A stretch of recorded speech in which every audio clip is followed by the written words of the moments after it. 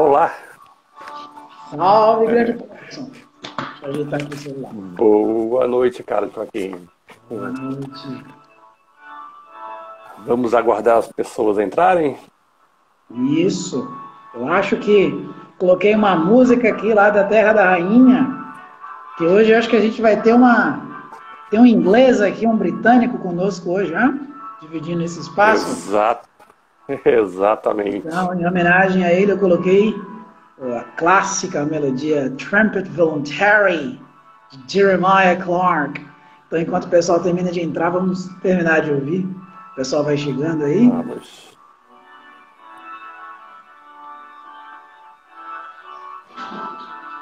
Essa música eu não conhecia. Pois é, ela é uma marcha.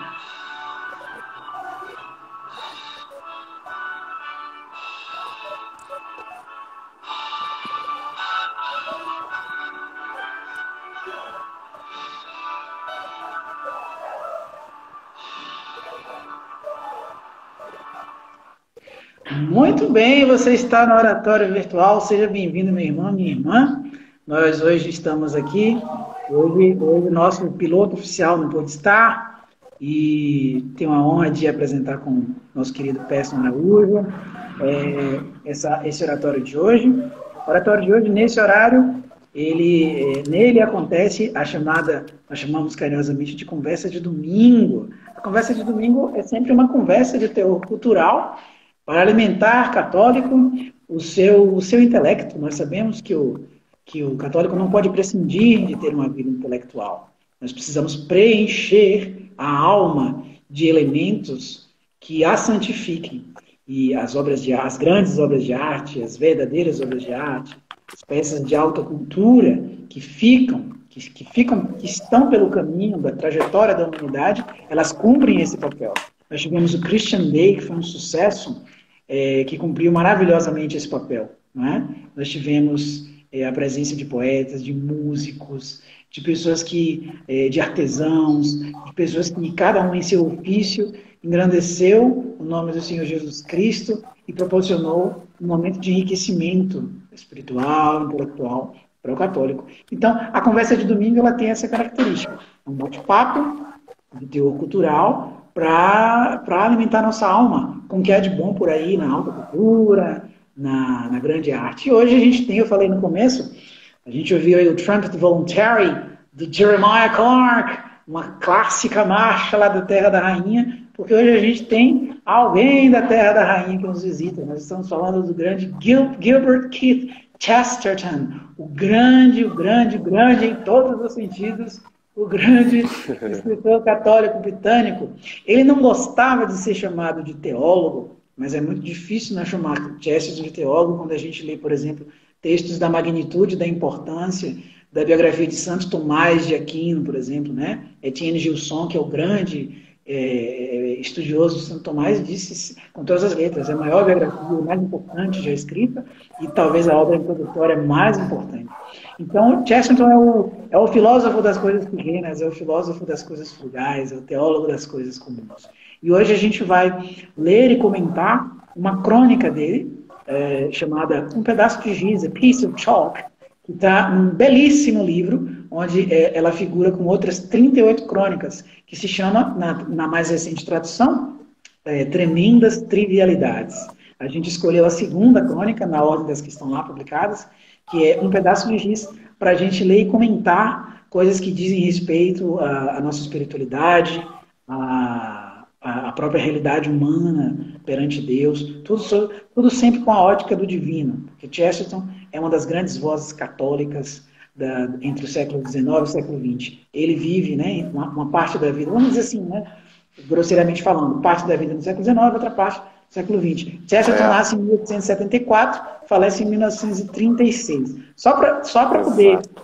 A mesa cultural, a nossa conversa de domingo, ela tem essa função pedagógica também, só para a gente saber, então, quem foi Chesterton. Chesterton foi um grande pensador, escritor católico britânico, que escreveu uma obra absolutamente portentosa, enorme, importantíssima. Os números impressionam. Cerca de 80 livros, mais de 4.000 ensaios sobre praticamente tudo que se pode falar nesta vida. peças de teatro, jornalismo da mais alta qualidade, debates religiosos com grandes, importantes figuras, algumas até nem cristãs, como Bernard Shaw, H.G. Wells. Então, assim, toda a nata da intelectualidade conversava de uma maneira maravilhosa. Ele era íntimo, né, do Shaw, né?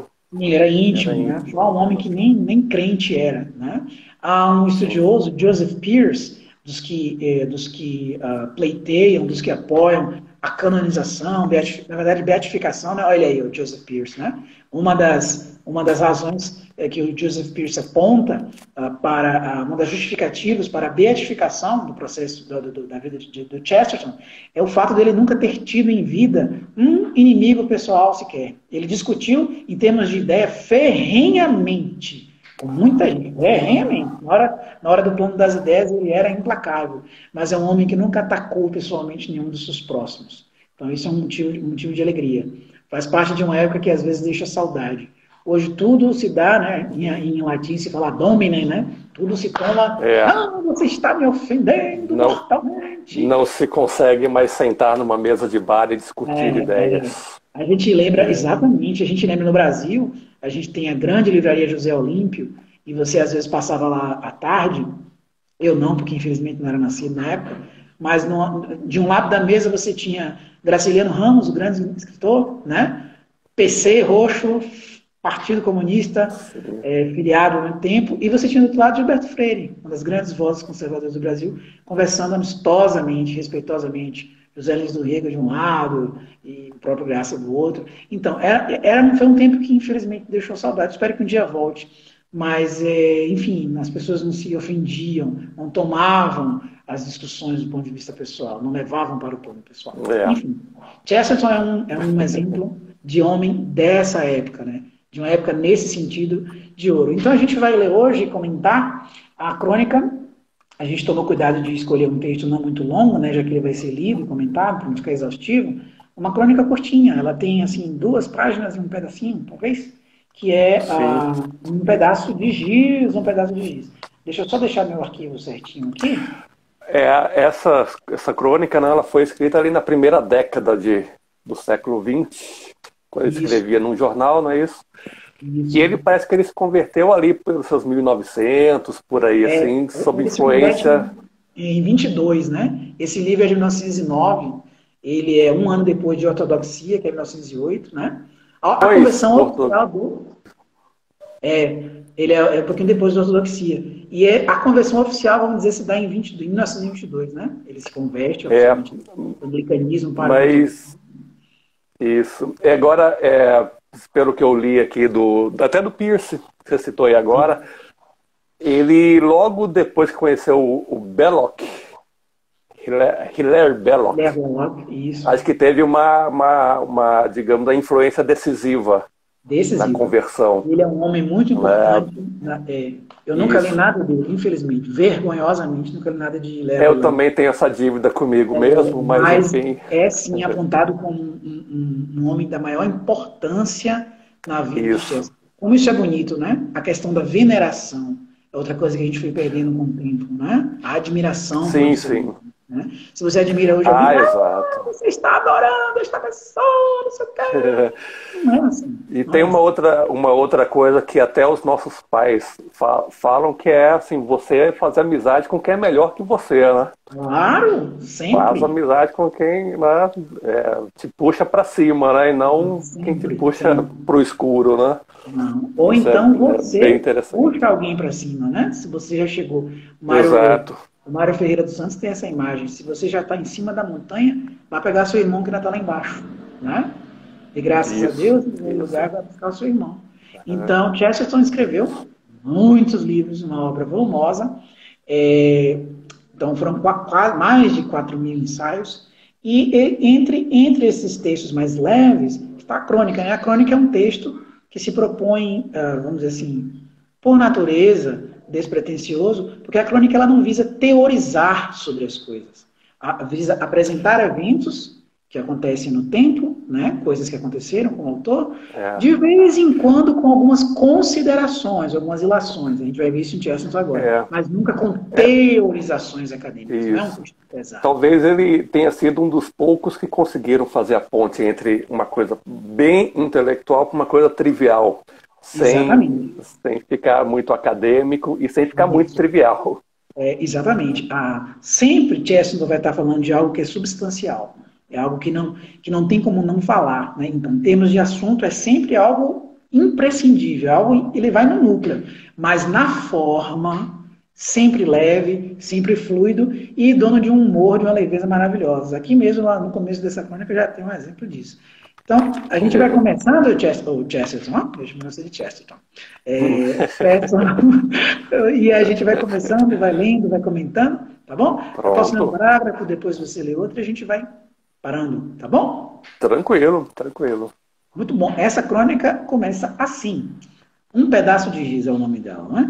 Lembro-me de uma esplêndida manhã, toda azul e prateada, nas férias de verão, em que eu relutantemente interrompi a tarefa de não fazer nada, em particular, coloquei um chapéu qualquer e peguei uma bengala e pus 6 pedaços de giz de cores vivas em meu bolso. Então, tem uma ironia maravilhosa logo no começo. Ele diz que interrompeu a portentosa tarefa de não fazer nada. Não é tarde de férias, né?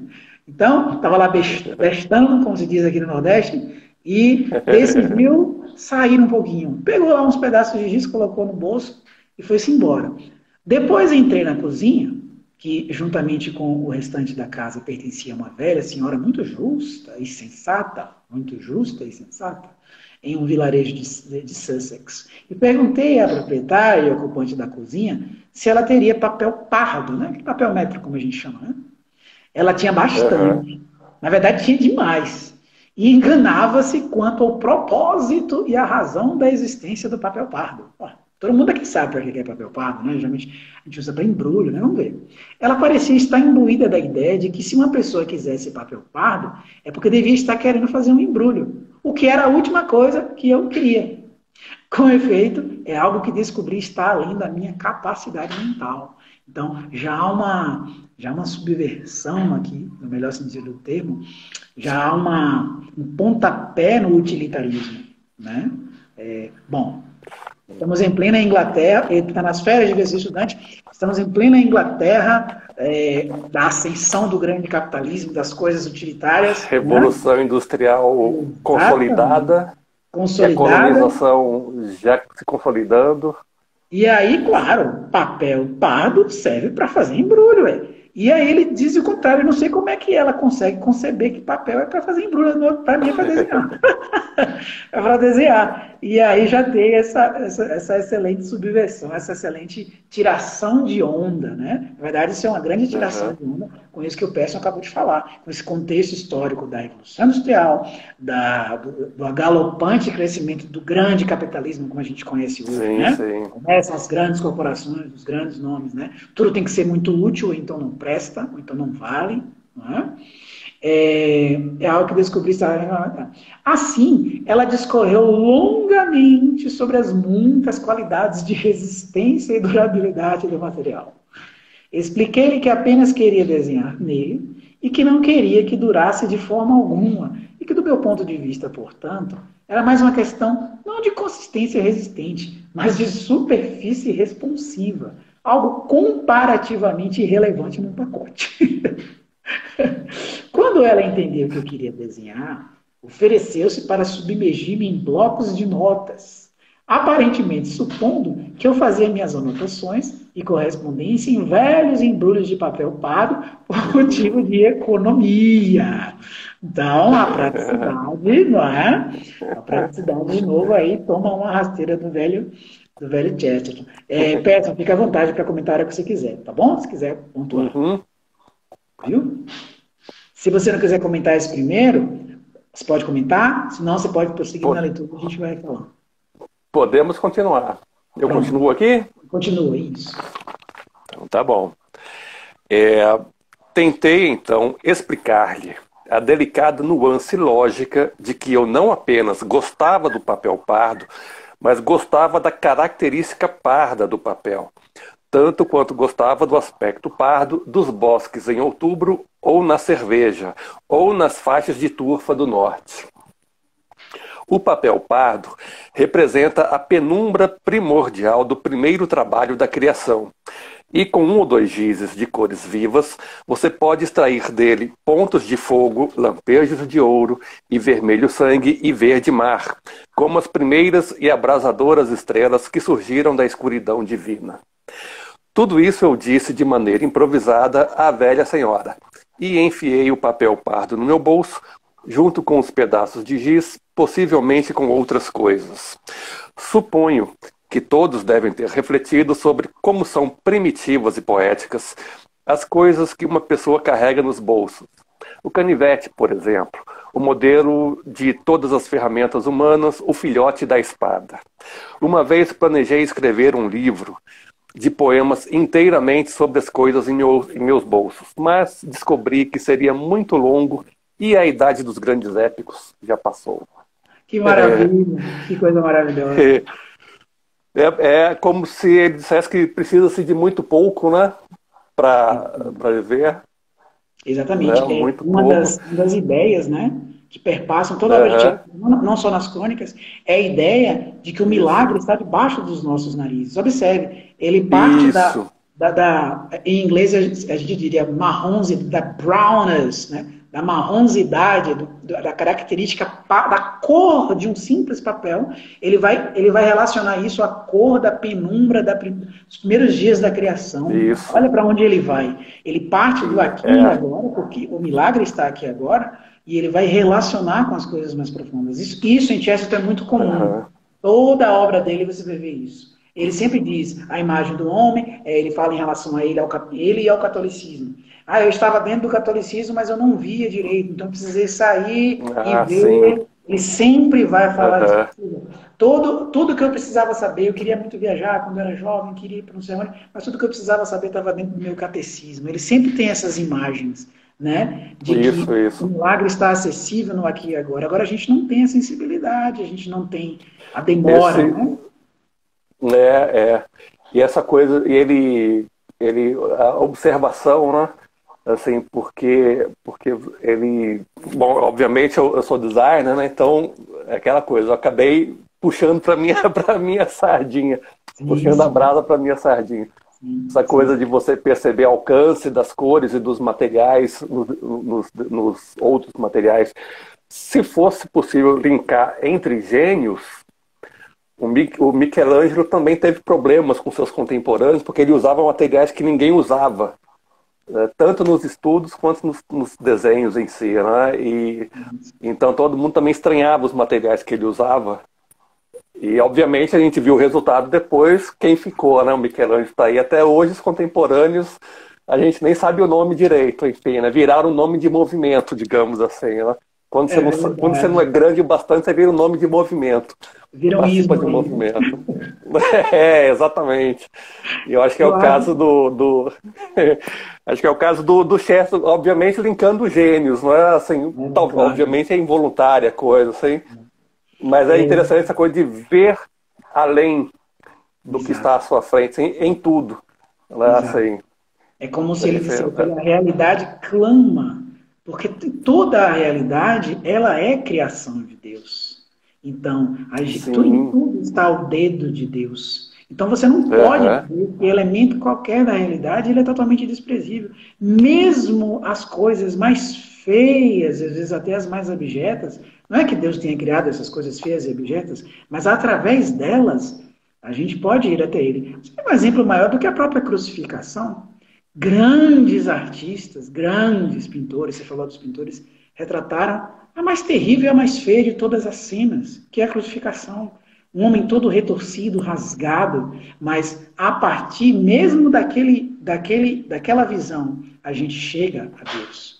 Né? Quando, acho que é São Paulo que diz, né, que Jesus capitula tudo. Né? Então, quando se vê tudo com a ótica de Deus, até da completa abjeção, do completo terror, você pode chegar aos elementos fundamentais. Agora, você precisa Você precisa procurar se sensibilizar. Você precisa, é aquilo que a gente sempre fala na nossa conversa de domingo. Você precisa alimentar a sua alma. Você, no dia em que o Persson trouxe a discussão sobre o romance lá do Houellebecq, né, o Submissão, ele falou uma coisa maravilhosa.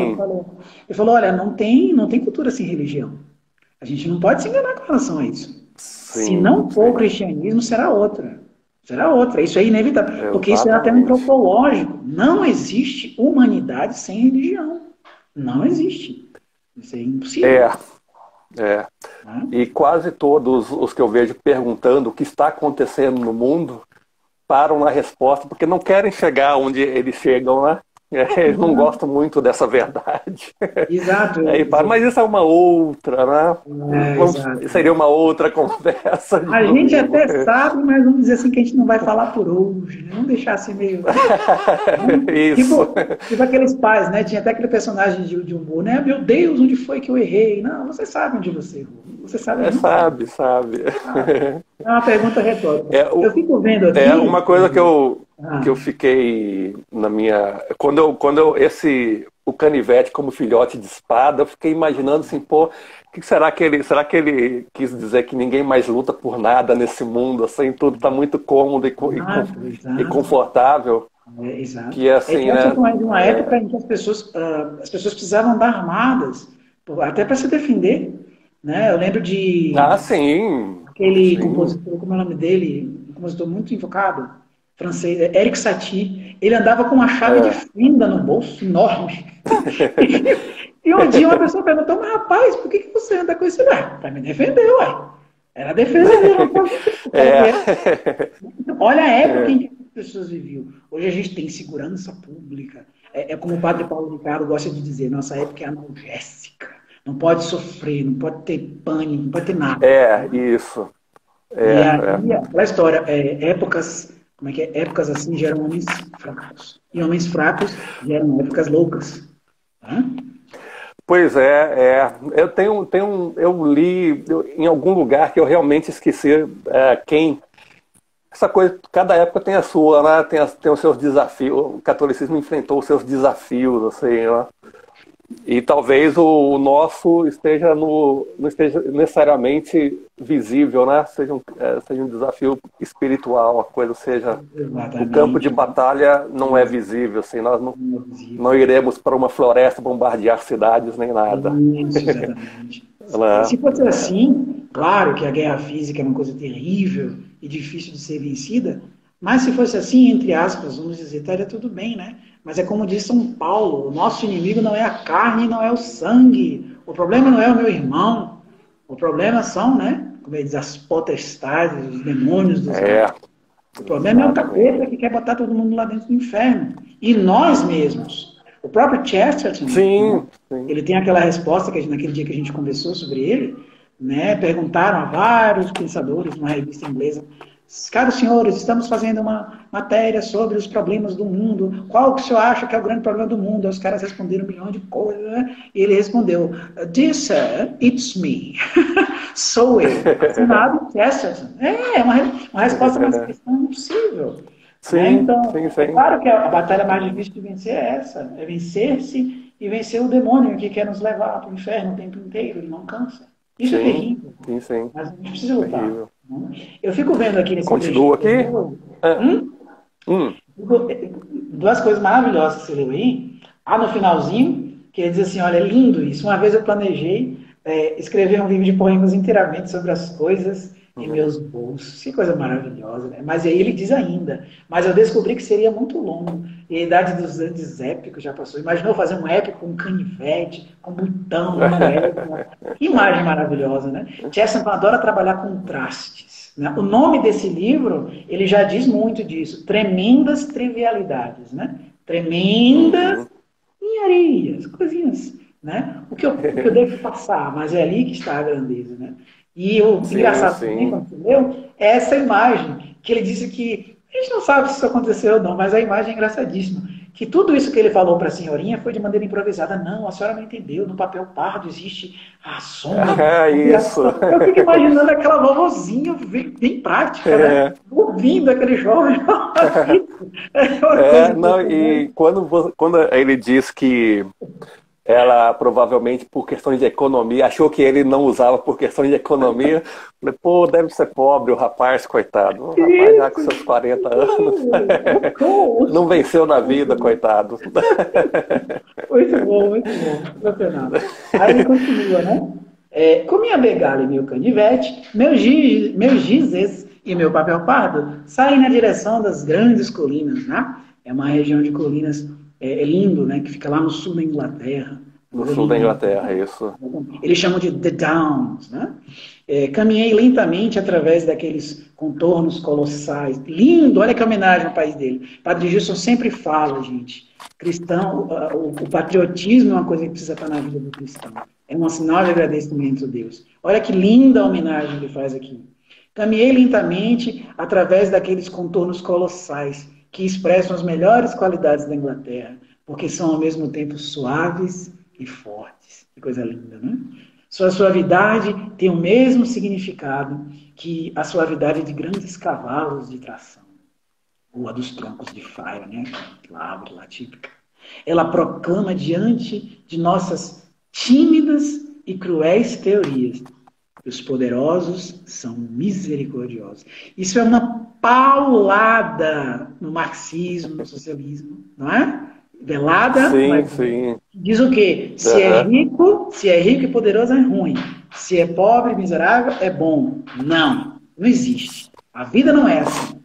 Os fatos da vida não nos mostram que é assim. Há ricos, bondosíssimos. Há pobres, miseráveis, terríveis. Eu lembro que uma vez, uma homilia de Padre Gilson, ele me disse uma coisa que me marcou muitíssimo, muitíssimo. Ele disse assim, olha, existe uma conversa aí de que quando o homem passa por grandes momentos de dor, ele melhora, etc. Padre Jesus falou, olha, não necessariamente. Há pessoas que quando passam pelo sofrimento, elas se tornam piores ainda. Depende de como você vivencia esse sofrimento.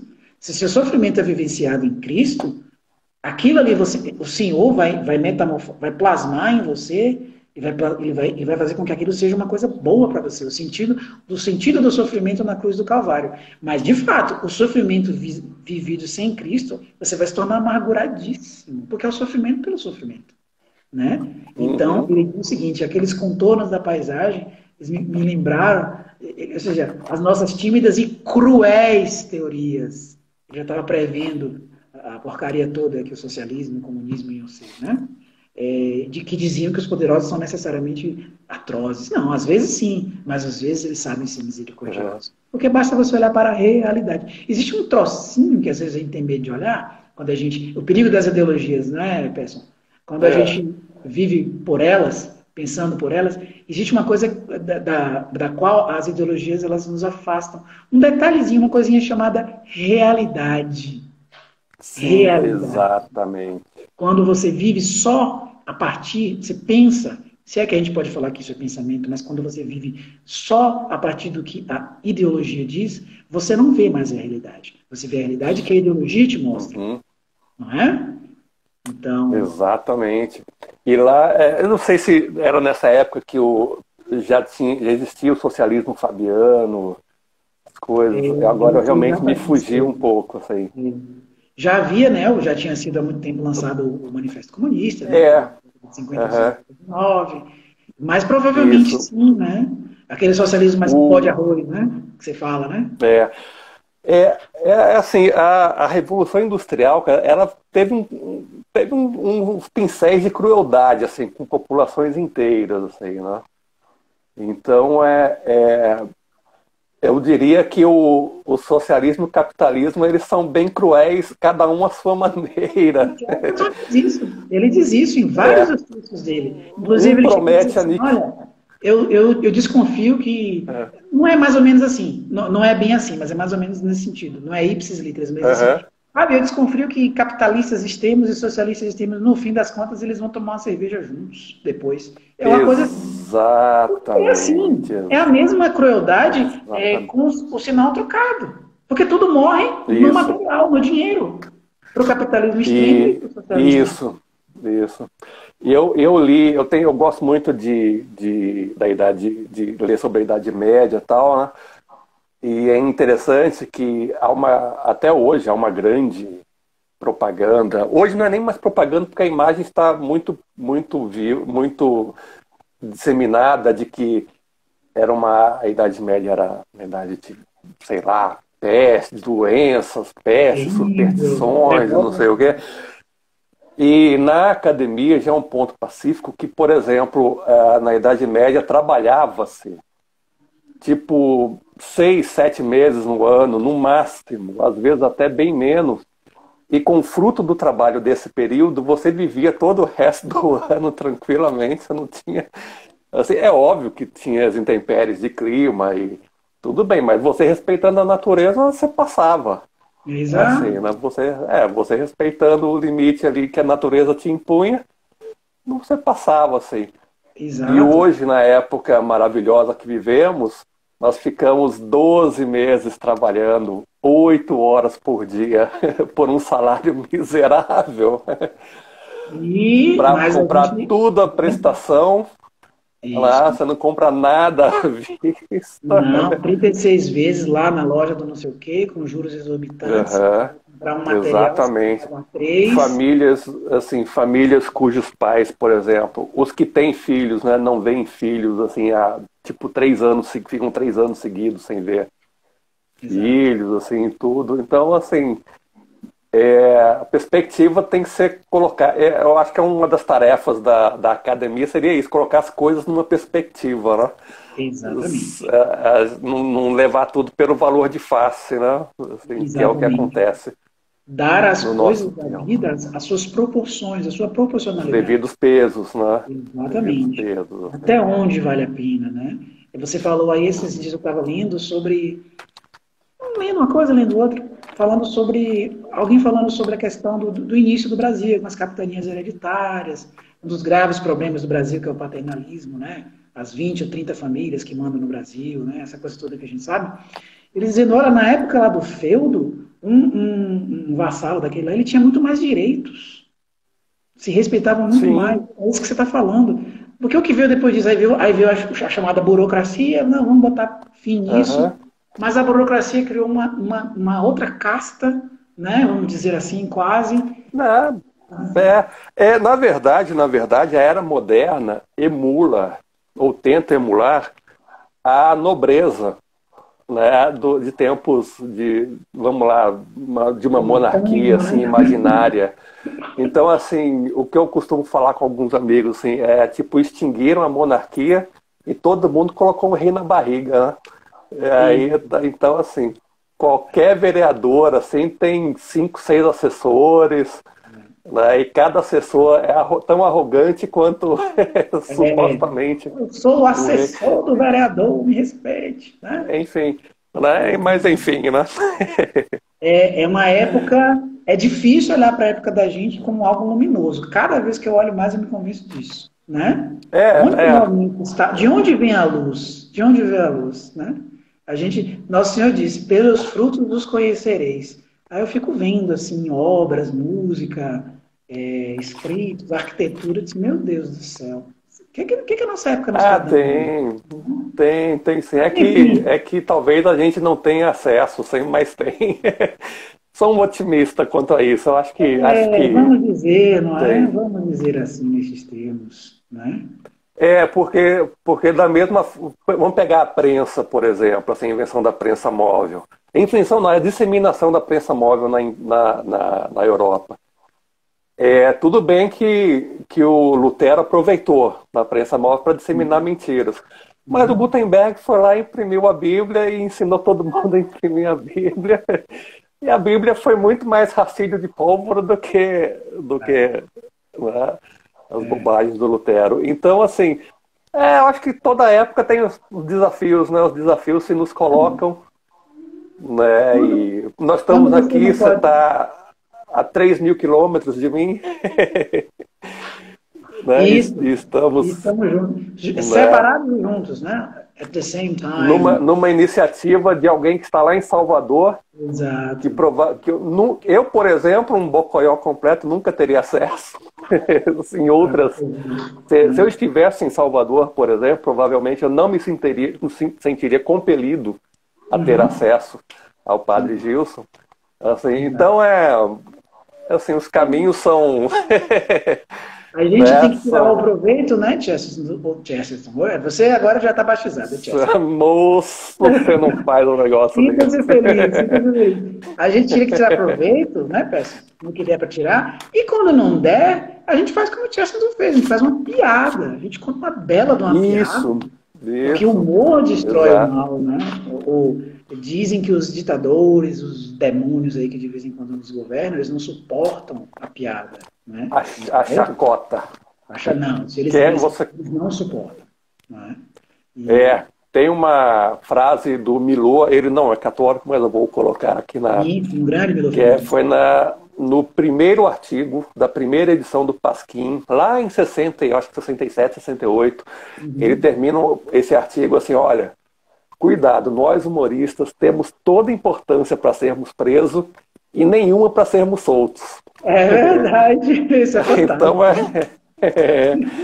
Então é bem por aí. Aqui, continuando, ele diz assim, enquanto os meus olhos contemplavam a paisagem, esta era tão amena quanto qualquer uma de suas cabanas, mas por seu poder era como um terremoto. As vilas no imenso vale estiveram a salvo, podia-se notar por séculos. Mesmo assim, a inclinação de todo o terreno era como a ascensão de uma enorme onda pronta a arrastá-las para longe. É uma maravilha, né? É um convite à sensibilidade mesmo. Pode ler o outro, Peço? Por favor. Continuando, cruzei com um montículo de turfa após o outro, procurando por algum lugar onde sentar-me e desenhar. Não imaginem, pelo amor de Deus, que pretendia desenhar a partir da natureza. Eu ia desenhar demônios e serafins e velhos deuses cegos que os homens adoravam antes do surgimento da justiça, e santos em vestes de um furioso carmim e mares de um verde estranho, e todos os símbolos sagrados ou monstruosos que ficam tão bem em cores vivas sobre papel pardo. Eles são muito mais dignos de serem desenhados do que a natureza. São também muito mais fáceis de desenhar. Quando uma vaca se aproximou molemente do campo próximo a mim, um mero artista poderia tê-la desenhado, mas eu sempre me confundo com as patas traseiras dos quadrúpedes. Assim, desenhei a alma da vaca, que eu via claramente andando à minha frente à luz do dia. E a alma era toda púrpura e prateada, e tinha 7 chifres e o mistério que pertence a todas as bestas. Mas, embora eu não conseguisse, com giz, extrair o melhor da paisagem, isso não significa que a paisagem não estava extraindo o melhor de mim. E este, acredito, é o engano que as pessoas cometem sobre os velhos poetas que viveram antes de Wordsworth, dos quais se supõe que não se interessavam muito pela natureza, porque não a descreviam muito. Então, aí tem uma severíssima crítica, aí, né? Há pelo menos duas tendências. Ao extremo realismo, né? Na literatura, na poesia, Chesterton viveu bem nessa época, a ascensão. Sim. Não, a função máxima da literatura é representar a realidade em sua crueza e exatidão. E também os vamos dizer assim, adoradores da natureza, né? Incrível como as coisas se repetem, às vezes até tediosamente, né? Muito, cara. Você leu muito bem, ele disse assim, não imaginem, pelo amor de Deus, que eu pretendia desenhar a partir da natureza. Ele não está deificando, gente. Ele é católico, ele não está deificando a natureza. Não é isso. Não se trata disso.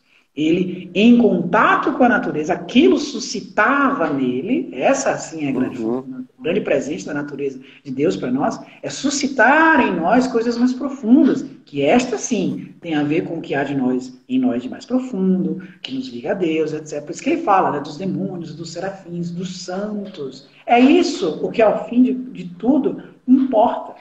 as coisas fundamentais. A natureza não pode ser Exato. tomada como algo, vamos dizer assim, personificado. Se você fizer isso, já é paganismo. Isso é paganismo já. Pelo fim em si, né? Como um fim em si, né? A Exatamente. natureza. A gente É, vê e aí. tem uma frasezinha que eu achei assim sensacional, que é: mas embora não conseguisse com giz extrair o melhor da paisagem, isso não significa que a paisagem não estava extraindo o melhor de mim. Isso é maravilhoso. É isso. É, Não sou eu que. Ela tira de mim. Ou seja, ela me suscita coisas. Né?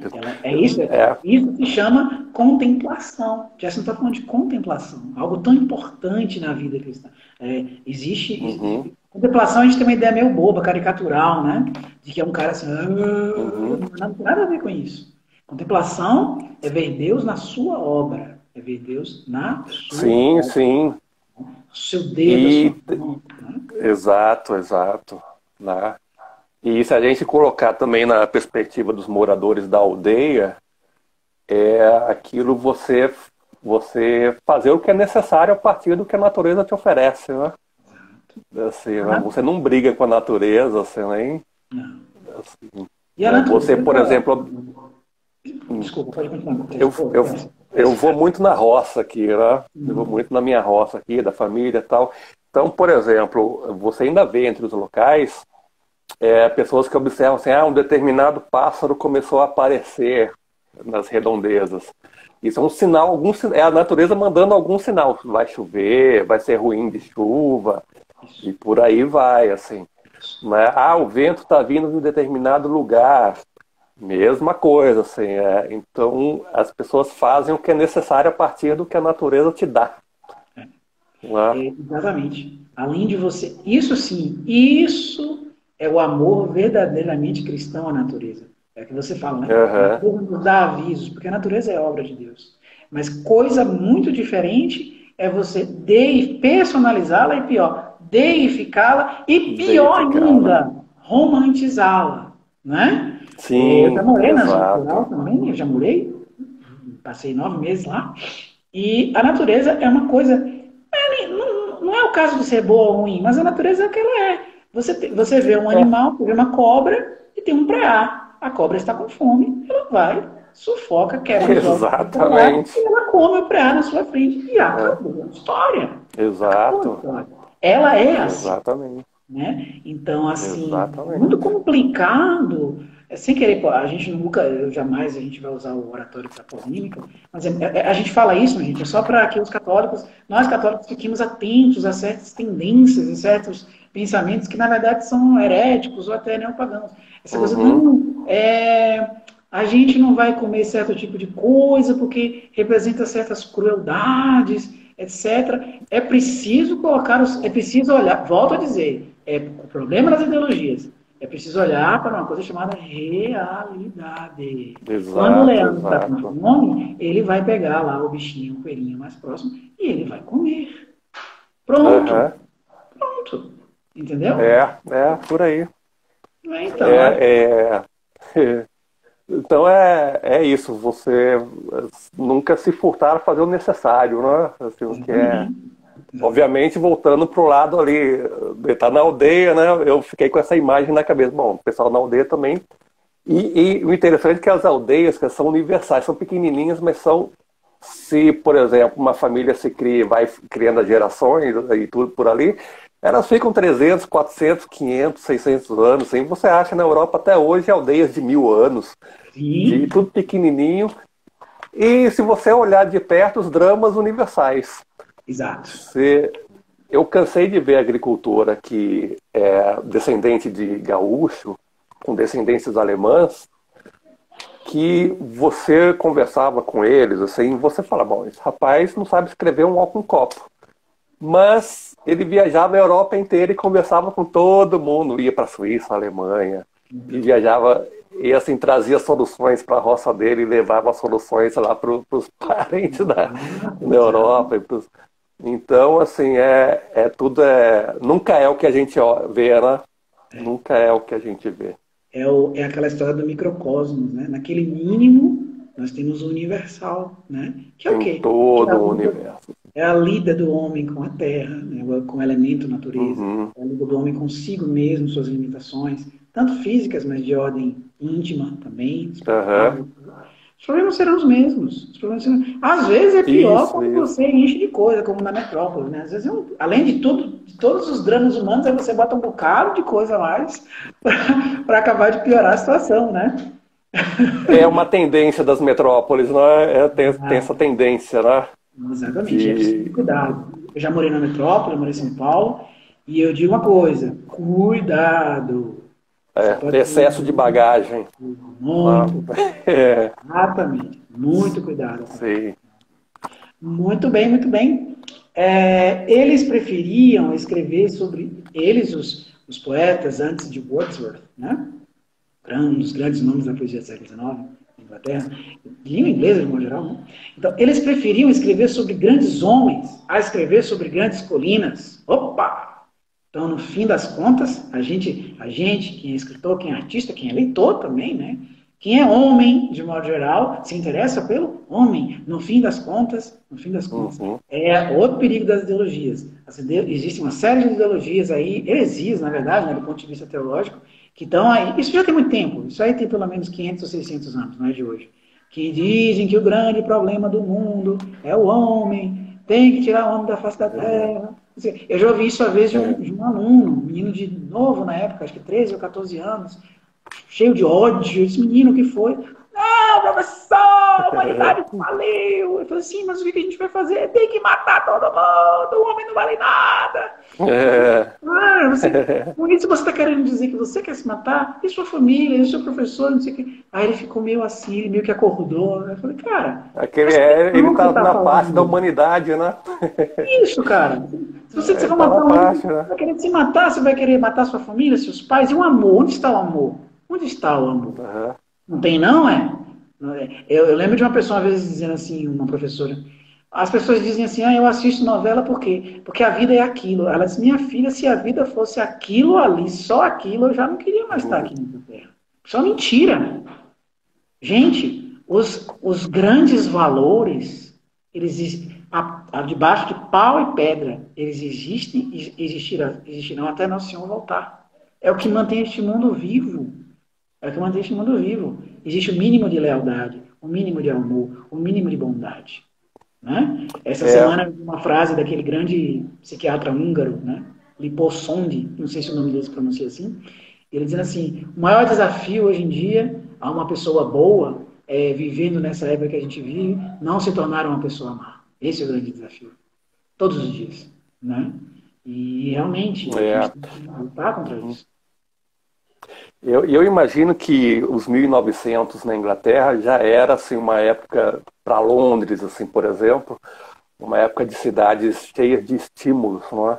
Assim, um estímulo em cada esquina, em cada olhar, a pessoa já era relativamente bombardeada, obviamente guardadas as proporções, mas sem imaginar que era uma sociedade rural há 100 anos atrás. Em 100 anos é muito tempo historicamente.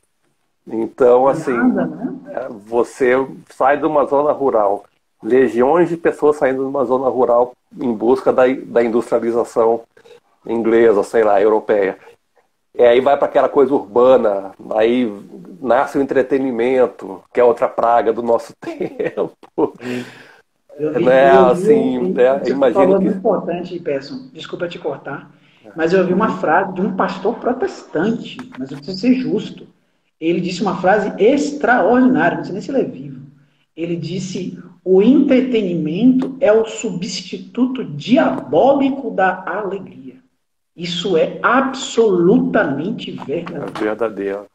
Absolutamente. Exato. Então, assim, como nós estamos comentando sobre a contemplação, né, você parar 5 minutos já se torna uma excentricidade. Se você olhar bem, por exemplo, eu gosto muito de... Eu não sou daqueles que reclamam de rede social, não, porque quem faz minha rede social sou eu. Então, assim, eu coloco coisas que eu gosto na minha rede social, assim, e a gente vê muito vídeo de gente morando em sítio, E todo mundo é, como você disse, né, romantizando, né, a vida. Mas agora, assim, ao mesmo tempo, você vê que a vida em centros urbanos está, de certa forma, se não está saturada, está se saturando muito rapidamente. Né, assim, lá. Ou algo está para acontecer e não estamos sabendo ver. Assim, pode ser isso também. Porque os grandes centros, e olha que não falo só de capitais, não, muitos grandes centros, a vida está ficando perto do impraticável, né? Muito próximo do impraticável, assim, né? E eu não sou nenhum Chesterton nem nada, mas eu saio muito, assim, faço muita caminhada assim, pela cidade, tudo, gosto muito de sair, de ficar tirando foto pela cidade, e sair meio sem Claro. compromisso, que ninguém nos ouça, Planando. mas planando.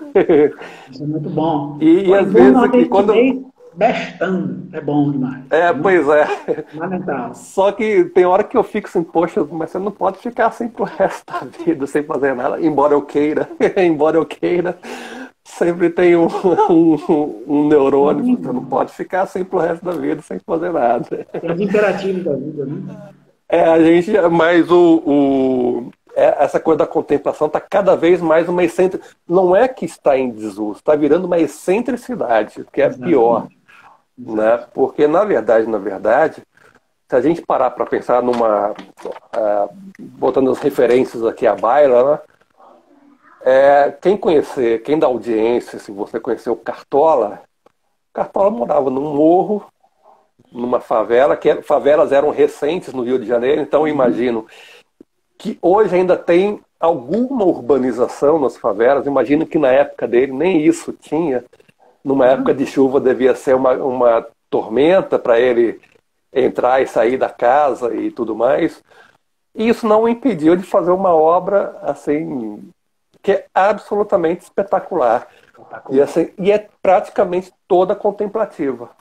Toda Sim, contemplativa. Se você exato. pega a obra de Mas Cartola, é você me toda fez contemplativa. lembrar, eu acho que essa música não é dele. Eu não sou bom, não. Eu não sou nada bom na música popular. Embora admire demais o que me conhece, sabe que eu amo a música brasileira da Bossa Nova para trás. Pelo amor de Deus.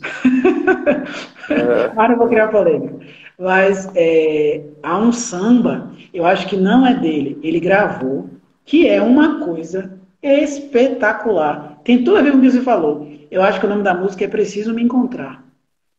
Que ele diz assim: quero assistir ao sol nascer, ver as águas do rio correr, ver os pássaros cantar. Eu quero nascer, quero viver. É uma Uhum. obra-prima. Eu não sei se é dele, mas eu acho que ele gravou. E é exatamente isso. Porque na própria favela, né, na Uhum. terrível vida que as pessoas levavam, né, se hoje não é nada fácil, como você falou, na época eram barracos literalmente, havia esse quê de ruralidade, né, de você estar longe da Uhum. URBS. Né? Era a URBS, mas não era a URBS. E as pessoas, né, tem a questão da Ave Maria no Morro, que é uma obra-prima, né? Então, no Morro é mais bonito por quê? Porque lá eu estou mais perto de Deus, por quê? Porque lá tem a passarada, tem a alvorada, quem está lá no Sim, cimo do sim, rio. exato, exato. Essa Inclusive, música, Precisa casa Me com aquela Encontrar, terra. Oi? era de um baiano, é do Candeias. Candê, exatamente. É isso aí. É isso, lembrei. Exatamente. Exatamente. Essa música é uma obra-prima. Acho que o Cartola gravou, não foi? Sim. Colocou uma Sim, voz. sim, gravou. É isso, Tem isso é uma uma do maravilha. Cartola que ilustra exatamente o que você está dizendo, que é Alvorada. Acho que é uma das primeiras composições do Cartola, assim, lá para 72, 73, não sei. E obviamente eu não vou cantar aqui porque a nossa audiência não merece esse castigo, mas assim, procurem, procurem nas redes sociais e nos streaming de música, que é muito fácil de achar. A obra do Cartola está toda disponível na internet. Maravilha. Não tem desculpa para não. Aliás, como você disse, a música do primeiro século, da primeira metade do século do Brasil, está toda disponível na internet. Só uma Só não maravilha. acha quem não quer. Você pode procurar aqui e vale muito a pena. Vale muito a Às pena. vezes, eu sou meio, às É, vezes, é, é, saudosista. é um outro mundo. É É, um outro mundo, sim. cara, eu Você ouço essas realmente. músicas, peço, eu ouço, e nossos irmãos que estão nos ouvindo, eu ouço essas músicas, Cartola, esse pessoal todo, né? Aqueles grandes sambas, Todos esses grandes compositores, Erivelto Martins, etc. Eu não conheço muito, sou muito ignorante. Mas eu ouço e eu fico sempre me fazendo a mesma pergunta. O que aconteceu ao Brasil? Eu não consigo. Isso a gente pode ou no meu canal, ou no seu, a gente pode dissecar essa questão. É impressionante, impressionante. Hoje temos um país pobre, é um país miserável naquela época. Um país então, assim, se a nossa audiência não quiser ler Chesterton, não for dada a leitura, ouça Cartola, que é a mesma coisa, só que em música. Cartola, é a mesma coisa, assim. João que me informou isso uma vez, Cartola, leitor assíduo de Manuel Bandeira, de Luiz Vaz. Sim. Assíduo, livro de cabeceira. Esse pessoal lia isso, meu Deus do céu. De novo, só para deixar a provocação no ar, o que aconteceu ao nosso país. Mas vamos lá, vamos prosseguir. Vamos terminar o texto de Vamos. Eles preferiam escrever sobre grandes homens a escrever sobre grandes colinas, mas sentavam-se nas grandes colinas para escrever. Deixavam transparecer muito menos sobre a natureza, mas a absorviam talvez muito mais. Pintavam as vestes brancas de suas virgens sagradas, com a neve ofuscante que haviam contemplado o dia todo. Ornavam os escudos de seus paladinos com a púrpura e o ouro de muitos poentes heráldicos. O verde de 1000 folhas juntou-se na figura verde de Robin Hood. Parênteses. Chesterton era amante, louco, espedaçado pelas baladas medievais. E ele próprio foi um grande escritor de baladas. Né? Um grande escritor de baladas. O azul de uma série de céus esquecidos. Olha, ele está olhando para o azul do céu, o que é que ele vê? O azul de uma série de céus esquecidos. Que imagem maravilhosa. O azul de uma série de céus esquecidos tornou-se o manto azul da Virgem. A inspiração entrava como raios de sol e saía como Apolo.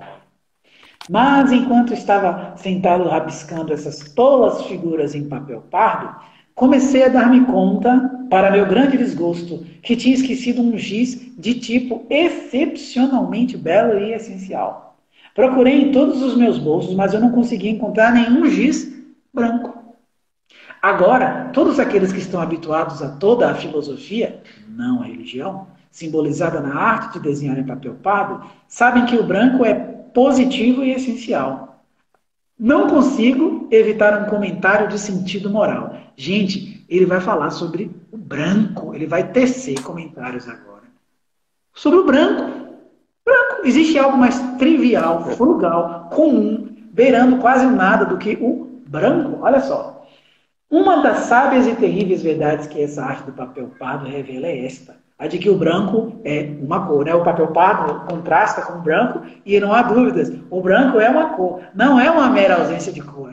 Porrada aí na ciência também, né? A gente ouviu na escola isso, né? O branco é a ausência de todas as cores, né? Não é assim? É algo brilhante e afirmativo, tão ardente como o vermelho, tão definitivo quanto o preto. Quando, por assim dizer, seu lápis fica incandescente, ele desenha rosas. E se ele se aquece até ficar branco, desenha estrelas. E uma das 2 ou 3 verdades desafiadoras na melhor moralidade religiosa, no verdadeiro cristianismo, por exemplo, é exatamente a mesma coisa. A principal asserção da moralidade religiosa é que o branco é uma cor. A virtude, isso é maravilhoso, olha onde ele vai chegar. A virtude não é a ausência de vícios. Não é só isso. Ou a abstenção de perigos morais. É muito mais. A virtude é algo vívido e distinto, como a dor ou como algum cheiro em particular. Misericórdia não é só o mesmo que não ser cruel ou poupar as pessoas de vingança ou punição. Não, não é só isso. É algo claro e positivo, como o sol, que se pode ver ou não ver. Demais, né? Demais. É aquela história. Do ponto de vista cristão, ser bom não é só não ser mal. Ser casto não é só não cometer infrações sexuais. Não é isso. Catolicismo é uma... Eu não gosto, porque é uma série de coisas, pode ou não pode, não. Só na sua cabecinha, você está errado. Está errado. Catolicismo não é uma lista de pode ou não pode. Não é isso. Não é isso. É exercício da virtude. Amar não é só não odiar, isso é muito fácil. Tem uma frase linda dele, né? Do próprio Chesterton, né? Amar amar a quem a gente deveria odiar. Senão, isso não seria amor. Esperar é esperar aquilo que não dá mais para ter esperança. Senão, não seria esperança. Ele tem uma frase assim, muito bonita. Então, existe positividade, existe assertividade, existe ação na nossa religião. Alguém já disse, não sei que o cristianismo é a religião da vontade. Eu quero, eu preciso, eu tenho de ser melhor. Isso é o verdadeiro cristianismo, né? Exatamente. O branco, cara, no desenho, ele é a luz. Né? É a luz, assim, ele mais do que o pessoal acha que é o preto que dá contraste, mas não. O preto dá um contraste tecnicamente falando, assim. Agora, o efeito sobre o espectador é o branco que dá. O bom e velho branco, né? Olha que coisa linda. Preto, tem tudo a ver com o que você está falando aí. Quando ele continua, a castidade não é o mesmo que a abstenção de pecados sexuais. É algo flamejante, como Santa Joana d'Arc, né? Aí, olha só, exatamente o que você falou. Numa palavra, Deus pinta em várias cores, mas ele nunca pinta tão belamente, e eu quase disse tão berrantemente, como quando pinta em branco. De alguma forma, a nossa época se apercebeu desse fato e o exprimiu em nosso vestuário sombrio. Né? Pois se fosse verdade que o branco é algo vazio, sem cor, negativo e inexpressivo, então o branco seria usado em lugar do preto e do cinza, nas vestes funerárias. Mas é o contrário que se vê, né? Neste nosso período pessimista. É exatamente o que você acabou de dizer. Né?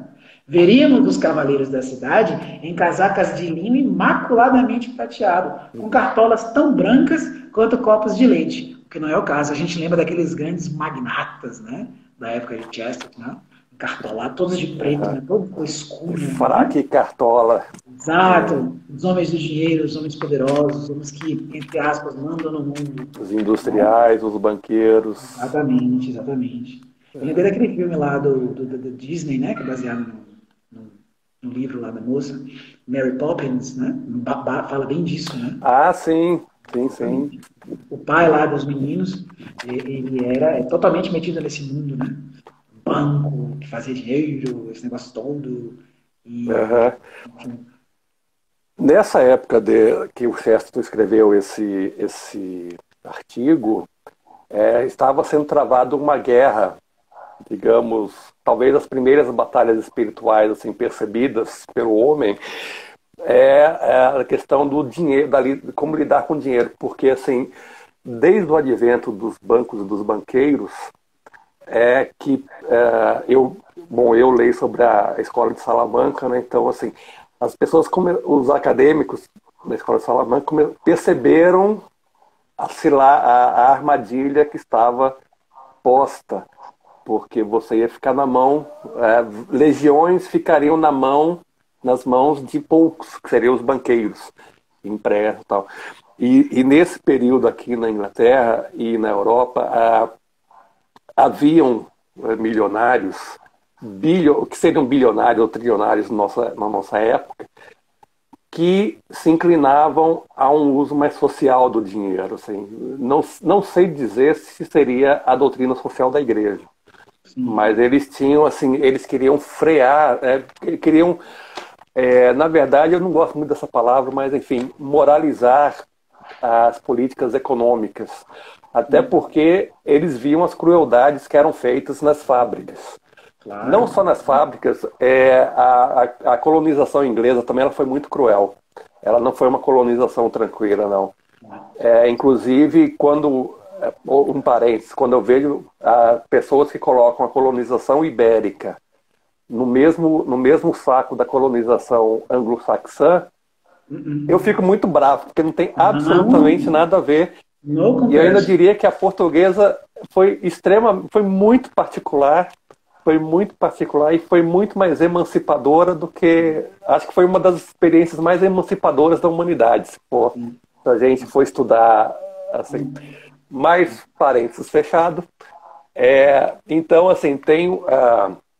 quando você falou de fraque e cartola, né? Tava rolando essa batalha, digamos assim, talvez vamos botar assim como uma primeira batalha espiritual do século XX. E coincidiu, logo após esse período, começaram a surgir os primeiros bancos centrais. que nada mais foi do que uma salvaguarda do poder para, digamos assim,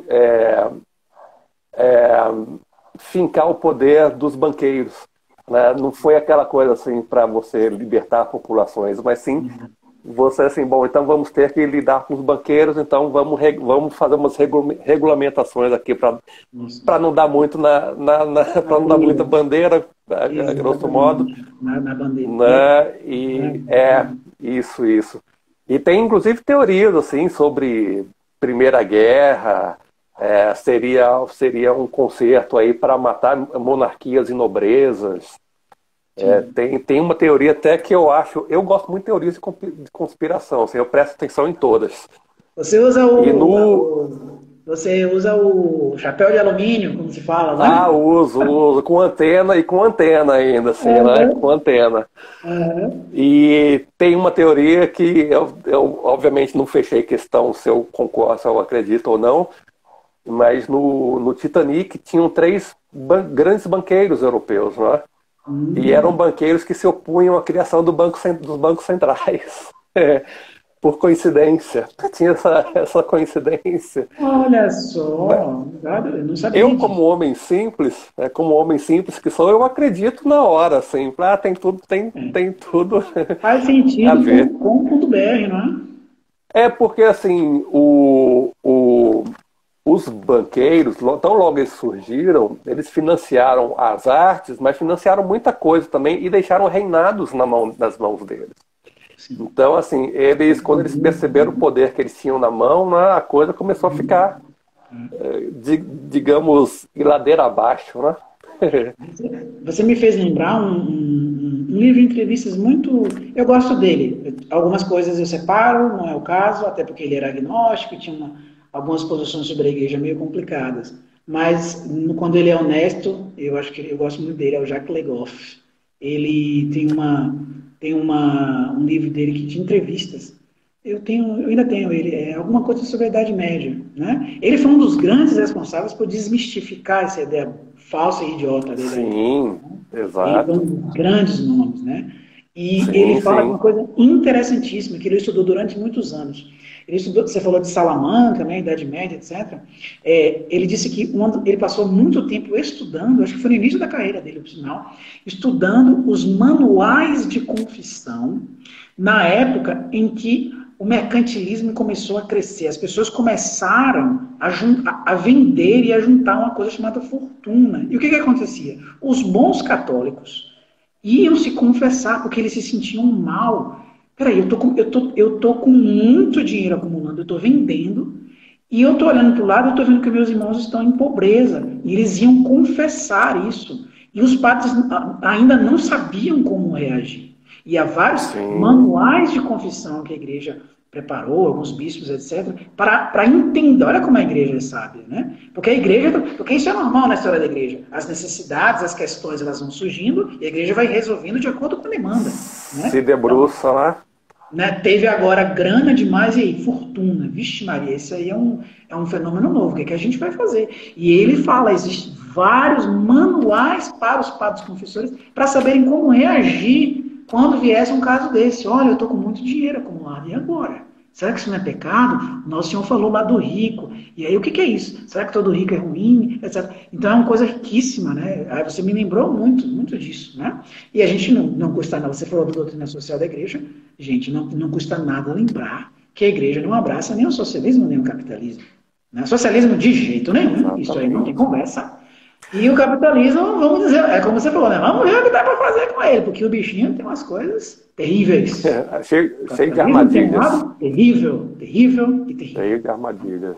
Maldoso, cheio de armadilhas, segregador, de fato. Então a igreja diz, em relação ao capitalismo, vamos ver o que dá para fazer aqui, né? Tanto que o Chesterton, o Hilaire Belloc, parece que foi também muito decisivo na vida dele. Eu não entendo nada disso. Se você tiver alguma coisa para falar, Chesterton, peça, fique à vontade. Eles eram partidários não sei se partidário é a palavra, mas eles eram entusiastas do chamado distributivismo. Eu não sei bem o que é isso, é uma espécie de solução mais humana, né, ao capitalismo, alguma coisa assim. Eu não sei nada sobre isso, mas eu tenho muito...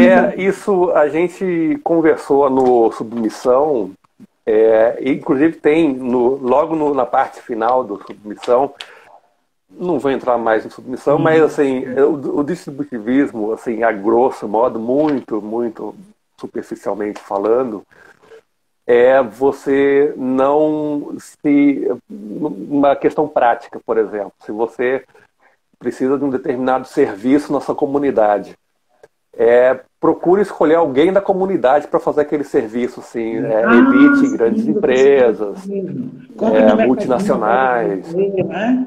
Isso. Você tem lá uma barraca de Coca-Cola e uma barraca de coco. Pô, vai tomar uma água de coco, assim, dá uma força para alguém que mora ali, né, na comunidade. Exato, Então, assim, seria as comunidades para além, porque assim, a vida em comunidade não é nada estranho para a humanidade. A humanidade sempre vive em comunidades e tudo. Mas, obviamente, os desafios, as coisas vão aparecendo e nem sempre as respostas levam a uma continuidade daquela vida. Então, digamos que o distributivismo seria uma tentativa de resposta a isso, assim, as comunidades responderem às necessidades novas que surgiram com a vida urbana e, né, com essa vida mais massificada, né? E então é isso, assim, você, a comunidade, se proteger. Também economicamente, né, ela se proteger, assim, ela dá preferência aos seus, né, não deixar ninguém não deixar ninguém, não impedir que alguém enriqueça muito, mas principalmente tentar impedir que exista alguém muito, muito pobre que não seja capaz de dar algum valor para aquela comunidade, né, porque é o que tem muito hoje, assim, não é?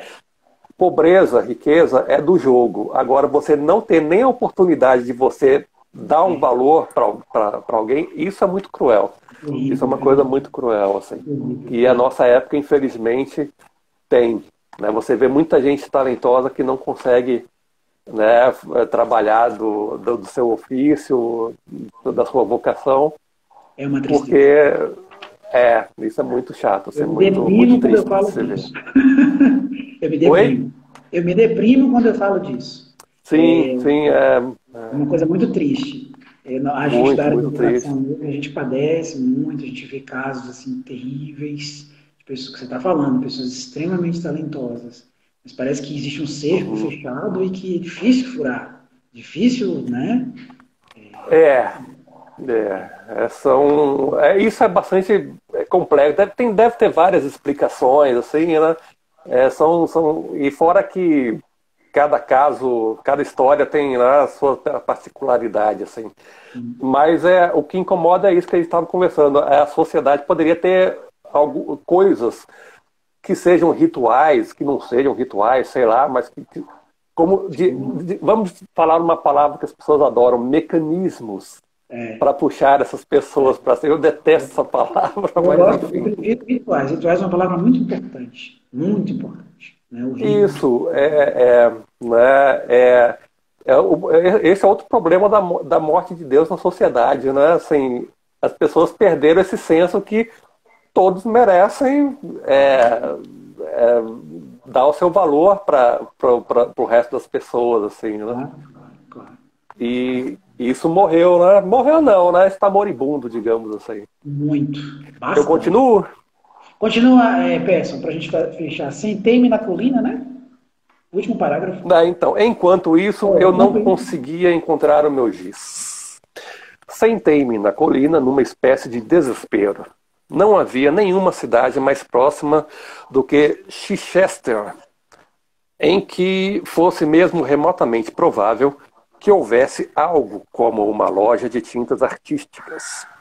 E assim, sem branco, minhas absurdas figurinhas seriam tão sem sentido quanto seria o mundo se não houvesse boas pessoas nele. Olhei estupidamente ao redor, quebrando a cabeça atrás de alguma solução. Então, repentinamente, levantei-me e ri estrondosamente, uma e outra vez, até que as vacas olharam para mim e se reuniram em um comitê. Imaginem um homem no Saara, lamentando-se por não ter areia para sua ampulheta. Imagine um cavalheiro no meio do oceano, desejando ter trazido um pouco de água salgada para seus experimentos químicos. Eu estava sentado sobre um imenso depósito de giz branco. A paisagem era toda feita de giz branco. Giz branco se amontoava por milhas até atingir o céu. Inclinei-me e quebrei um pedaço de pedra em que estava sentado. Não marcava o papel tão bem quanto os gizes de loja o fazem, mas dava o efeito certo. E lá fiquei extasiado, percebendo que esta região do sul da Inglaterra não é apenas uma grande península, e uma tradição e uma civilização. É algo ainda mais admirável. É um pedaço de giz. É uma obra-prima, não é? É uma obra-prima. Isso é muito bacana. Então, a Inglaterra não é só uma tradição e uma civilização, a grande península. Ela é muito mais. Olha a contradição. Ela é muito mais do que isso. Ela é um pedaço de giz. Né? Que coisa linda, que coisa linda. Isso. Uhum. E aquilo, né, nós conversamos um pouco mais cedo, o verdadeiro efeito do espectador de uma pintura, de uma obra, é o branco que dá, né? É a luz, né? E não o contorno em si. Isso. Você estava falando da luz, né? E de repente ele viu a luz. Exatamente. E ele coloca o papel pardo exatamente como se fosse o último ponto entre a escuridão total e fez-se a luz, Fiat Lux. É como se a Terra fosse um grande papel pardo para Deus, né? E ele fez a luz e começou a colocar as coisas, e as coisas desenhadas a partir do efeito que causa no olhar, né? E não na cognição de aquilo é um cavalo, aquilo é uma árvore. Não. Ali é uma árvore frondosa, assim, assado. Você não é só. Não é só. Né? Isso é demais, assim. Ele é bonito. No final, ele diz assim, quando ele se apercebe que está sentado em cima de um imenso monte de giz, ele não diz só que quebrou, ele diz, inclinei-me e peguei o giz. Há um reconhecimento da grandiosidade da criação. Todo um símbolo, assim, né? Não se apercebe, não, como ele não tinha se apercebido. Quase como um labrador colhendo um fruto. Assim, um ato de humildade e de agradecimento, né? Então, o aspecto da criação que ele não estava vendo. E olha que ele é um sensibilíssimo, mas mesmo ele às vezes não vê. E ele de repente viu, e é como você falou, né? De repente, Fiat Lux, fez-se a luz em meio a... Exatamente. Enfim, o desespero entra, no lugar do desespero entra a alegria, o agradecimento, a verdadeira gratidão, que é uma palavrinha que a mim me soando muito antipática já há muito tempo, que eu não aguento mais. Em desuso. Hã? Em desuso. Exato. E às vezes não uso meio boboca e equivocado, né? As pessoas ficam aí gratidão. Sim. E como se fosse sim, mas você é grato, você é grato. Não existe. A gratidão à vida, isso não existe. Deixa de ser besta. Pare com isso. A vida é uma coisa abstrata. Isso não é nada. Você é grato a Deus. No final. Você é grato a alguém, né, no caso, ou a alguém ou a Deus. Então acabou a história. Então a verdadeira gratidão, ele, né, uma espécie de muito obrigado, de reconhecer. Inclina-se, quebra um pedacinho. Sim. É uma obra recomendamos vivamente, meus irmãos. Vamos ler Chester. Leia. E uma coisa bacana, está toda disponível na internet também. Você acha em inglês, em português você acha muita coisa.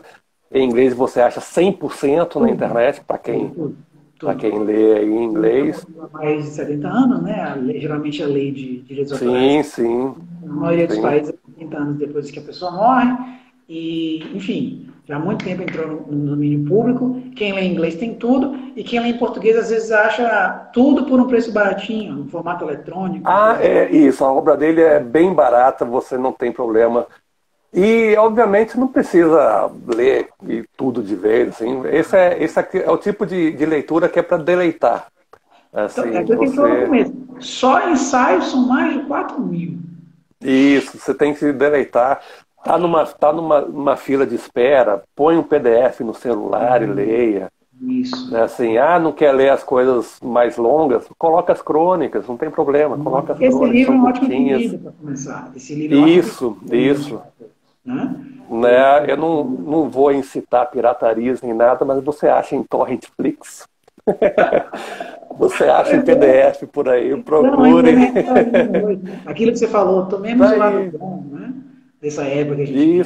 Isso. Hoje o conhecimento não, a internet quem faz é a gente. A internet quem faz é a gente, assim. E se o nosso espectador quiser colocar o Chesterton e todos os amigos dele também, vale muito a pena para você perceber, não só porque às vezes você lê, tem uma perspectiva, mas você descobrindo os amigos, Bernard Shaw, Belloc e outros intelectuais ingleses da época, você põe numa perspectiva e amplia demais os horizontes. Outra coisa que eu detesto falar, mas enfim, você amplia seus horizontes. Assim, né? Os clichês estão aí para serem usados, vamos usá-los. Então vale muito, muito a pena, assim, ler descubram. Fonte de vida, fonte de esperança. Foi um homem tremendamente abençoado por Deus. Tremendamente abençoado. Sim. Diz que quando... E você disse que ele se converteu em 20, lá para os anos 22, 20, né? 22, por aí? 22. Mas se a gente parar para... Ele escreveu, mesmo antes da conversão dele, ele escreveu livros que são fundamentais. Ortodoxia de 1908, bem antes da conversão. É um livro fundamental. Esse também. Esse são crônicas dali de 1907 até 1910, por aí, assim. Isso, exatamente. E tem um episódio da biografia dele, logo quando ele conhece o Belloc, foi uma amizade fulminante. Sim. E o Belloc nunca deixou de ser católico e tal, né? E ele influenciou logo nos primeiros encontros. Ele influenciou ao ponto de eles tinham se conhecido no segundo semestre do ano, acho que foi em 1899 ou 1900, não sei. E logo ali ele já começou a frequentar missa. Assim, então foi uma coisa fulminante. E eu imagino que essas crônicas tem muito essa coisa da descoberta, né? Daquela nova percepção de mundo, assim, coisas que ele via corriqueiramente, de repente ele viu de uma outra forma. E você estava chamando a atenção, Péssimo, para algo fundamental na vida católica, a importância do testemunho, a sua atitude, embora você aí que esteja nos ouvindo, que se considere muito pequeno, que se considere muito inferior, a sua atitude é extremamente importante para pelo menos uma pessoa. Você não tem a dúvida disso, né? Eu lembro Sem sombra de dúvida. O Dr. Viktor Frankl, que nem cristão era, mas ele diz uma coisa muito bonita que a gente aplica ao catolicismo, que pode aplicar sem problema nenhum. Ele dizia, olha, há um jeito de ajudar no mundo que só você, fulano de tal, da Silva, né, pode fazer. Do meio dos 7 bilhões de pessoas do mundo, há um jeito de ajudar as pessoas. Exatamente. Só o mundo está esperando uma ajuda sua. Os seus irmãos estão esperando uma ajuda que só você pode dar. Isso é uma coisa maravilhosa. Totalmente verdadeira. Então, cada um de nós é infinitamente importante para Deus. Ele nos ama infinita e incondicionalmente. O velho C.S. Lewis, que era amigo que conhecia o Chesterton e o tinha como o homem mais brilhante de todos os tempos, e ele dizia, Jesus morreu na cruz ao mesmo tempo por todos, mas também por cada um de nós. Isso é maravilhoso. A gente não pode esquecer disso nunca. Nunca. Sim. Todas as vezes que a gente esquece, chama do fogo. Toda vez que eu vejo alguém falar do grande reset, eu falei, não, mas já teve o grande reset há 2000 anos, pode ficar tranquilo. Já teve. Com força. Exatamente. Quero te agradecer demais. Peço desculpa aos irmãos, a gente extrapolou um pouquinho o nosso horário habitual, mas a causa foi nobre. A conversa foi boa. Desculpem a gente ter queimado um pouquinho a nossa hora habitual, mas foi por uma causa nobre. Para falar de Chesterton, a gente falar de Chesterton, falou de coisas fundamentais, falar de um homem que foi profundamente tocado, um homem profundamente apaixonado por nosso Senhor Jesus Cristo, pela sua Santa Igreja, um homem que amava o seu próximo, um homem que tinha amizades de todos os tipos, como a gente falou no começo. Tanto é que esse, segundo Joseph Pearce, que é um grande estudioso de Chesterton e outros grandes, né, Shakespeare, etc., ele diz que esse sim é um dos fatores para se levar a sério na beatificação dele. Então, um homem cheio de predicados excepcionais. Então, você vai ganhar quando você for ler o velho Chesterton, se debruçar sobre as suas obras. Peço, nosso irmão, querido amigo, mais uma vez, muitíssimo obrigado por cada palavra. Eu que agradeço, imagina. É sempre um prazer tê-lo aqui, tá bom? Conosco. No meio que vem estamos Sim, juntos na nossa conversa de domingo, com o nosso piloto oficial, o professor João Filho. Com o nosso editor-chefe. Então, nosso editor. O rapaz está muito... Saiu por aí de caniço e samburá. Você estava falando, exatamente, estava falando de samba, né? Se perguntarem por mim, diz que fui por aí, né? Pois foi por aí. Foi por aí, mas está voltando, está voltando. Ele estará de volta. Domingo que vem ele estará capitaneando de novo esse nosso encontro. Com certeza. Deus, na proteção da Virgem Santíssima, no seu amor maravilhoso. Ontem, no dia 1º de janeiro, celebramos Santa Maria, Mãe de Deus. Vou lhe dizer uma coisa, meus irmãos. Eu quero, antes de terminar, quero dizer uma coisa para vocês. Essa semana, no espaço de uma semana, 10 dias, eu não sei se deu dele, nós aqui em casa, recebemos 2 graças de Nossa Senhora. 2 milagres, pode-se dizer. Né? E eu vou lhe dizer uma coisa, apertou, corra para ela. Não pense 2 vezes. Deu desespero, deu agonia, corra para os braços de Maria. E depois conta para gente. Exatamente. Rosário na mão. Rosário na mão. Né? Como dizia o Padre Pio, né? Quando ele queria, quando ele estava procurando um rosário que ele não achava, ele, dove l'arma, onde está a arma? Os capuchinhos ficavam, meu Deus, que arma é essa que ele está falando? Era o terço, né? Onde é que está a arma? Ele queria o terço dele, né? São João Paulo II disse, durante os momentos mais terríveis, os mais alegres, os mais intensos da minha vida, houve momentos que, se não fosse o Santo Terço, eu não teria resistido. Então, corramos para os braços sempre abertos da Virgem Santíssima. Né? Posso fazer 2 últimos parênteses? Fique à vontade. Fique à vontade. Falamos de Chesterton na conversa, uma outra figura muito influenciada e cujo conteúdo você acha com relativa facilidade na internet é o padre Fulton Sheen. Maravilhoso. Você encontra, procurem, vale a pena. Ele já falava inúmeras vezes que toda vez que ele relia as coisas que ele próprio escrevia, ele via o estilo de Chesterton. Então ele foi muito influenciado por Chesterton. E o segundo parênteses não deixe de visitar o nosso site oratoriovirtual.org. oratoriovirtual.org. Logo nos primeiros dias de janeiro aí estaremos com mais conteúdo novo. Sim. A nossa equipe está trabalhando com afinco e denodo, como diz os antigos. Bem. Aos poucos o nosso site está se convertendo em um verdadeiro portal católico, né, Peço? Esse é nosso. Exatamente. Com a ajuda de Deus, o nosso canal no YouTube, Oratório Virtual TV. Oratório Virtual TV. As homilias do Padre Gilson estão lá, as conversas de domingo estão lá. Estamos preparando também mais conteúdo assim, exclusivo para o site, nas nossas redes sociais. Acho que o Facebook não está muito ativo ainda, assim, estamos avaliando. Não, estamos avaliando que o Facebook tem um algoritmo muito próprio, assim, e é um pouquinho, não é muito favorável para a gente, assim. O YouTube e o Instagram me parecem mais favoráveis, assim, estamos avaliando. Mas não deixem de visitar e também de espalhar a novidade, assim, do oratoriovirtual.org. Né? Já estamos preparando aí mais uma leva de conteúdos. Né? O nosso editor-chefe já está telefonando para os comandados, solicitando conteúdos. E estamos preparando uma programação para as conversas, para o canal no YouTube. estamos preparando várias novidades para 2022. Em breve estarão disponíveis. Só uma notícia boa. Eu sempre costumo dizer, quando o Persson aparece, ele é o cara dos bastidores, mas quando este homem aparece, é só gal de um mar nenhuma. É só grande alegria que ele traz. Isso é uma maravilha. Então, por aí.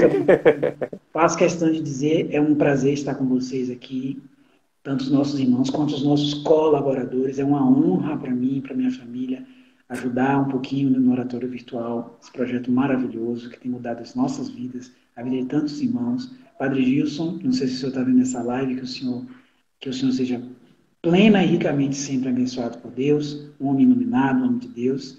E bola para frente. Vamos encerrar de novo com Jeremiah Clark, em homenagem à Inglaterra, que hoje foi nobilíssimamente representada pelo seu filho Chesterton. E ao fim dessa música nós nos despedimos. Fiquemos todos com Deus. Um abraço, meu grande Persson. A gente vai se vendo. Tchau, tchau, pessoal. Tchau, Joaquim.